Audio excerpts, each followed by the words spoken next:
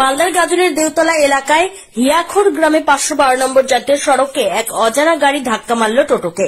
ঘটনাস্থলে 3 জন মারা যায়, একজন গুরুতর আহত হয়, যদিও ঘাতক গাড়িটির খোঁজ পাওয়া যায়নি। ঘটনাকে ঘিরে ব্যাপক চাঞ্চল্য ছড়ায়। ঘটনাটি ঘটেছে আজ ভোর 5:30 নাগাদ। জানা গিয়েছে, দেউতলা এলাকার বেশ কিছু লোকজন ব্যবসার কাজে গাজলে যাচ্ছিলেন। কেউ যাচ্ছিলেন মাছ বিক্রি করতে, আবার কেউ আড়ত থেকে সবজি কিনতে যাচ্ছিলেন। গাজল যাওয়ার পথে গঙ্গারামপুর গ্রামে অজানা গাড়ি ধাক্কা মারে। ঘটনাস্থলে গাজল থানার পুলিশ ছুটে যায়, মৃতদেহগুলোকে উদ্ধার করে গাজল স্টেট জেনারেল হাসপাতালে নিয়ে আসে। একজন আহত অবস্থা থেকে মালদা মেডিকেল কলেজ হাসপাতালে পাঠায়, তার অবস্থা আশঙ্কাজনক।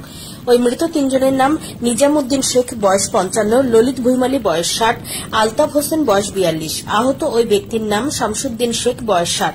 ঘটনাকে ঘিরে শোকের ছায়া নেমে আসে এলাকায়। গাজল থেকে আহমেদ বাপের রিপোর্ট, সবসময় টিভি।